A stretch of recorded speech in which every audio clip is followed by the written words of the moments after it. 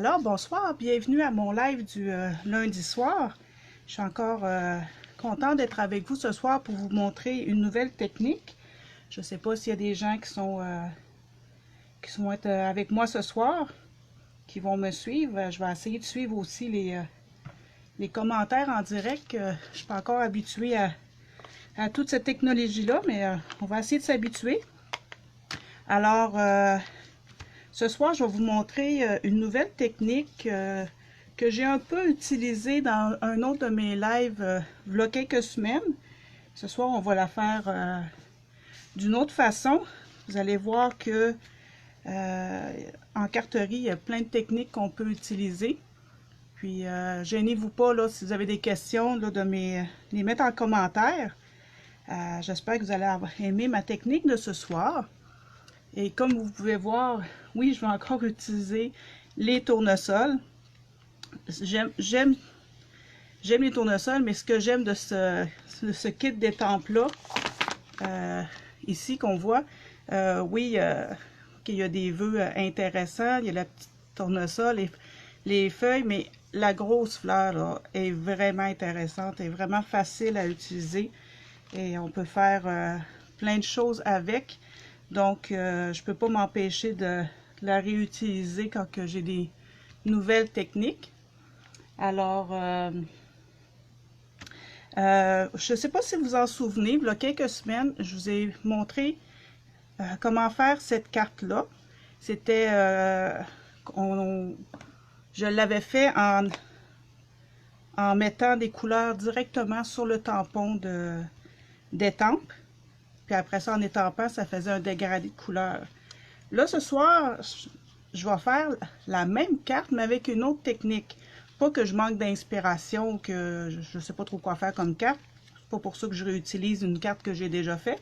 Mais c'est juste pour vous montrer que avec un modèle de carte, des fois, on peut la reproduire différemment avec un petit wow de plus. Puis ça peut être intéressant. Donc, je vais mettre ça de côté. Donc, on va avoir besoin d'une base, pas d'une base, mais d'un carton blanc de 4 par 4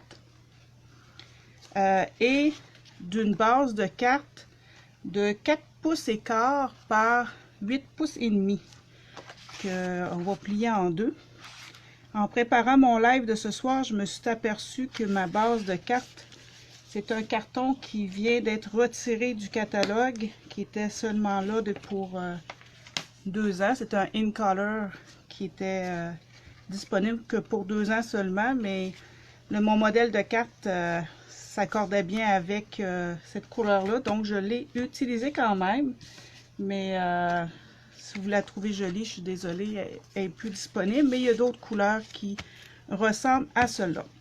Donc, ça, c'est ce qu'on va avoir besoin comme carton. C'est sûr, le kit d'étampes de tournesol. On va avoir besoin aussi de crayons à colorier. Moi, je vais utiliser les Stampin' Blends de ce soir. Pour ce soir, excusez. Et l'encre noire Memento qu'on va avoir besoin. Et je vais vous montrer comment faire de l'embossage à chaud. L'embossage à chaud, c'est une technique où on utilise de l'encre Versamark, qui est comme une colle, où on va venir saupoudrer de la poudre à embosser. Stampin' Up vend la poudre blanche, or et argent. Ce soir, on va utiliser la poudre en or pour faire la carte. Et on a besoin, bien sûr, d'un pistolet chauffant pour venir chauffer la poudre embossée. La poudre, dans le fond, c'est du plastique qui a été moulu finement. Et sous l'effet de la chaleur, elle reprend son aspect plus dur et ça vient donner un petit relief à la carte. Quelque chose de vraiment intéressant, vous allez voir. Donc, ma base de carte, on la met de côté pour l'instant. Alors, on va utiliser, comme je vous ai dit tantôt, la grosse fleur tournesol. Et on va mettre par-dessus la Versamark. C'est sûr que c'est une encre qui c'est comme de la colle, donc c'est transparent. On ne voit pas nécessairement beaucoup ce qu'on fait, là, mais vous voyez sûrement pas, là, mais j'ai vraiment mis de l'encre dessus. Et on va venir coller notre fleur dans le milieu. On pèse pour être sûr de bien étamper notre fleur comme ceci. Là, je ne sais pas si vous le voyez, je ne suis pas sûre, là, mais il y a des petits reflets qu'on voit, là, c'est l'étampe. On va venir, moi j'utilise un petit trait comme ça. On peut utiliser une feuille d'ordinateur, des filtres à café, peu importe. Et je vais venir saupoudrer la poudre par-dessus mon carton. La technique d'embossage à chaud, c'est une vieille technique. Ça fait longtemps que ça existe. Moi, j'ai connu ça avant mon mariage. C'est ce que j'ai utilisé pour faire mes faire-part. Donc, ça fait une vingtaine, on va faire 21 ans que je suis mariée. Donc, pas que je suis vieille, mais la technique, elle existe depuis longtemps. Donc, c'est une technique qui est encore utilisée. Par contre, je dois vous avouer que je ne l'utilise pas souvent, plus dans le temps de Noël, parce que je trouve que c'est une belle technique pour Noël. Je devrais peut-être l'utiliser plus souvent, parce que c'est vraiment bien comme technique. Alors, vous voyez, j'ai mis la poudre, est venue se coller sur l'encre collante. Il va rester maintenant à chauffer. J'essaie d'enlever le surplus qu'il peut y avoir parfois. On met la poudre de côté. Et je vais utiliser le pistolet chauffant. Je le réchauffe toujours un petit peu avant pour s'assurer que mon pistolet il est chaud. Et on va venir chauffer le... On va faire un peu de bruit, je suis désolée.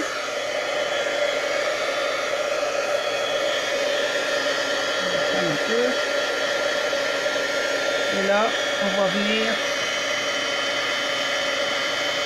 chauffer. Vous allez voir, j'espère que vous allez le voir, la différence que ça fait quand ça chauffe. Ça vient tout brillant.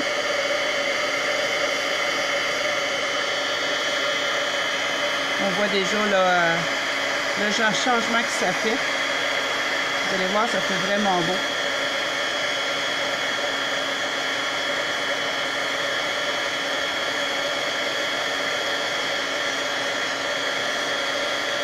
On ne reste pas trop longtemps. Et voilà, c'est fait. C'est vraiment pas plus long que ça, pas plus compliqué. C'est important de ne pas trop chauffer parce que sinon on perd la brillance, ça redevient mat. Je ne sais pas si vous voyez comme il faut ce que ça donne. L'embossage à chaud, c'est ce que ça fait. C'est vraiment, vraiment beau. Et moi, là, je vais venir colorier ma fleur. Et comme tantôt, je vous ai dit, je vais utiliser les Stampin' Blends. Mais là, je viens de me rendre compte que j'ai oublié de faire ma feuille. Fait, je vais faire mes feuilles en premier. Puis après ça, je vais pouvoir venir colorier. Ça, je vais y aller comme ça. Colorier le tout. Fait que, on va reprendre la Versamark. Et je vais venir étamper les feuilles. Une ici. C'est sûr que c'est transparent, on ne voit pas très bien comme je vous disais tantôt, mais c'est facile de quand même de se retrouver. Et une à côté ici. Parfait. Et je vais revenir remettre la poudre embossée. Je l'ai déjà dans mon petit trait. Fait, je vais reprendre la poudre, enlever l'excédent et je vais réchauffer le tout. Que je vais faire encore un peu de bruit. Ce ne sera pas long.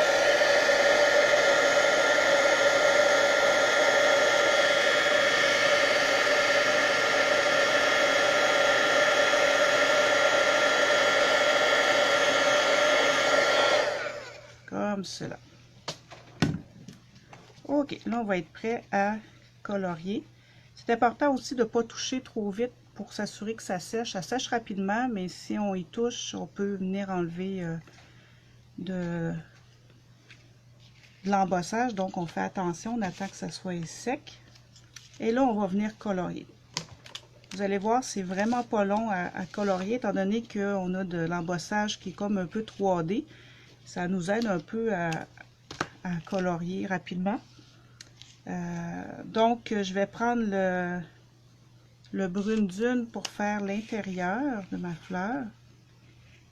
Et il n'y a vraiment pas besoin de s'appliquer là, et d'être bon en dessin pour en colorier. Là, c'est vraiment facile. Je vais prendre vert olive pour les feuilles. Je vais y aller avec le petit. Comme ceci. Vous voyez, c'est pas long, c'est pas compliqué. Vous n'aurez pas à me supporter longtemps à colorier. Ça va se faire rapidement. Habituellement, j'utilise le côté plume le côté pinceau de mon crayon.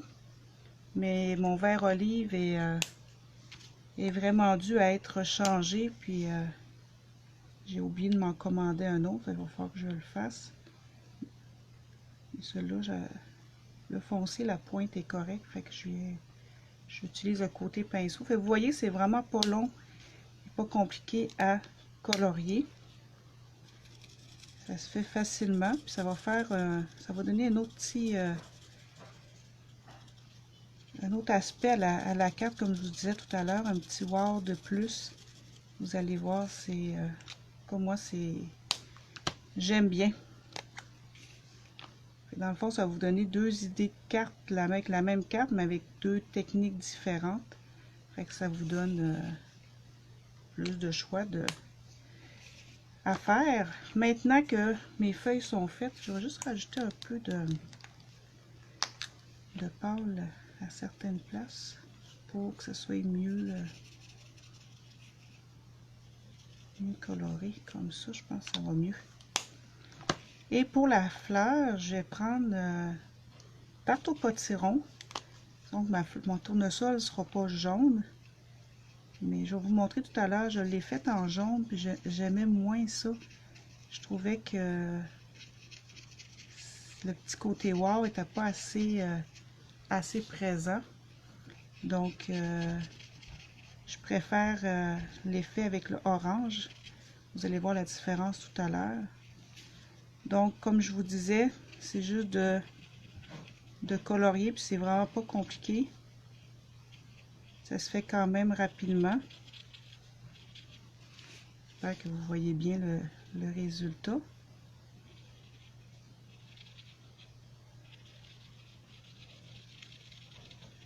Vous voyez que je me préoccupe pas vraiment de la façon de colorier avec l'embossage à chaud. C'est assez facile à colorier. Un coup que le pâle va être fait, je vais venir ajouter des touches plus foncées pour faire une belle démarcation, beau dégradé. Donc, oups, un petit peu dépassé. Ok, c'est pas bien grave.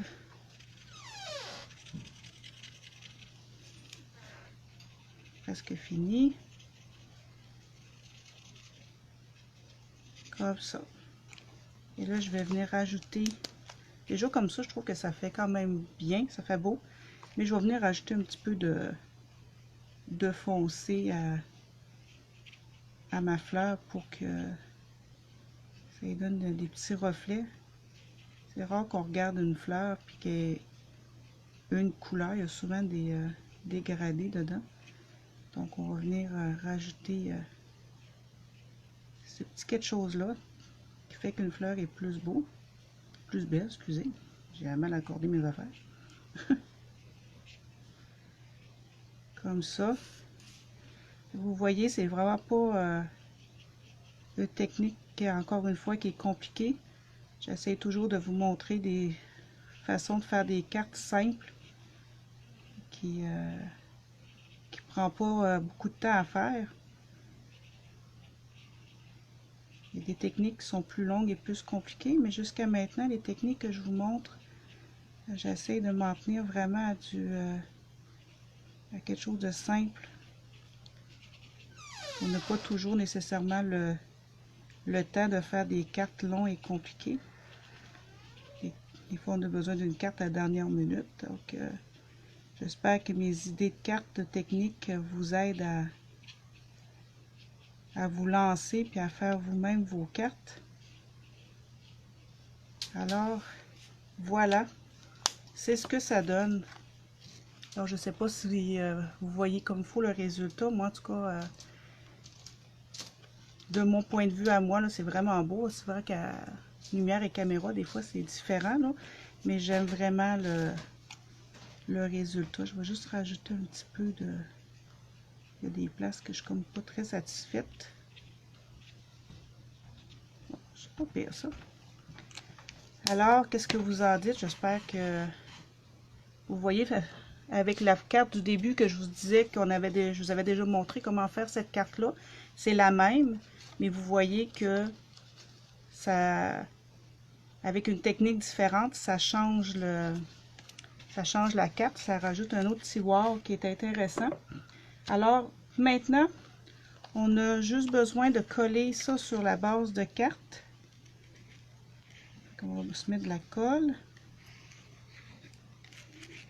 Il va nous manquer juste à rajouter un vœu et des petits accessoires décoratifs.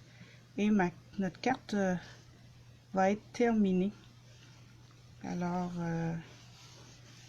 c'est pas plus compliqué que ça. L'embossage à chaud, c'est vraiment intéressant. C'est une technique très fun à faire. Voilà. Alors, pour le vœu, je me suis découpé une bande de carton qui est la même largeur que mon carton blanc, donc de 4 pouces. Et je crois que c'est 3/4 de pouce de largeur. Et je vais venir étamper avec l'encre noire un vœu. J'ai choisi le vœu "Tu mérites une fête". C'est un vœu que j'aime bien utiliser. Parce que oui, tout le monde mérite ça, une fête. Alors, on vient essayer de se détamper le plus droit possible. Et si on rate, c'est pas grave, il y a un autre côté au carton. Parfait. Super. J'ai toujours peur de rater mon étampage en direct. Mais ça va super comme ça. Puis là, pour y donner un petit peu plus de relief à ma carte, je vais venir la coller avec des points mousse, des petits dimensionnels pour y donner justement une dimension à ma carte, une petite dimension 3D. Donc, je vais rajouter des petits points mousse comme cela. Le papier. Comme ça. Et je vais venir juste m'assurer que je suis de mon côté. Des fois que la carte... Ok, je suis de mon côté. Et je vais venir le mettre un petit peu plus haut comme ceci. Comme ça. Et maintenant, la dernière partie pour agrémenter la carte, que ce soit encore un petit peu plus belle. Je vais venir rajouter des petites perles. Excusez pour le bruit. Mon paquet il est neuf, fait que ça... Alors, je ne sais pas si vous vous en souvenez quand je vous dis de mettre des petites perles, habituellement des petits bling bling ou des perles, c'est toujours en chiffre impair qu'on rajoute ça, donc c'est une règle écrite à quelque part. Mais avec 3 ou 5, c'est bien. Moi j'aime ça d'en mettre 3 comme je vous dis à chaque semaine. Ça fait bien comme ça. Alors vous voyez, ça vient rajouter un petit wow de plus. Donc la technique est vraiment pas compliqué comme vous avez vu. L'embossage à chaud, ça rajoute vraiment. Tantôt, je vous ai dit que je l'avais fait aussi en jaune. Et c'est ce que ça a donné. C'est quand même bien. Je trouve ça fait beau pareil. Mais par rapport à la fleur orange, en tout cas, moi, je préfère celle qui est orange. Je ne sais pas vous, laquelle vous préférez. Mais je sais pas, ça ressort plus. Et je voulais vous montrer aussi que j'ai embossé la fleur avec l'embossage blanc pour que vous voyez ce que ça donne. Je sais pas la caméra si ça fait, si vous voyez vraiment bien là, mais ça donne un autre aussi, un autre aspect. En tout cas, ça donne d'autres idées. Puis faire une carte, mettons faire une carte bleu et blanc, comme ça donne une bonne idée de l'effet que ça peut faire. Et en argent aussi. Regardez comment c'est beau, le brillant que ça donne. Et quand je vous dis que j'utilise plus l'embossage à chaud à Noël, imaginez l'embossage à chaud avec l'argenté pour des flocons ou avec toutes les affaires de Noël, ou même le doré pour des chandelles ou autres. C'est plus dans le temps de Noël que je trouve ça intéressant, mais vous voyez, même avec des fleurs, avec d'autres étampes, ça peut être aussi intéressant. Alors, j'espère que vous avez aimé ma technique de ce soir. J'espère que vous trouvez ça pas compliqué, puis que ça va vous donner vraiment le goût de commencer vous-même à faire vos cartes. Fait que n'hésitez pas à mettre des commentaires si vous avez des questions, ou si vous avez des questions sur les produits que j'ai utilisés ou autres. N'hésitez pas aussi à partager. C'est comme ça qu'on se fait connaître, on se fait découvrir la passion qu'on a de faire de ce qu'on fait. Alors, encore une fois, j'espère que vous avez aimé ça. Puis, je vous souhaite une bonne fin de soirée et on se dit à la prochaine fois. Bonsoir!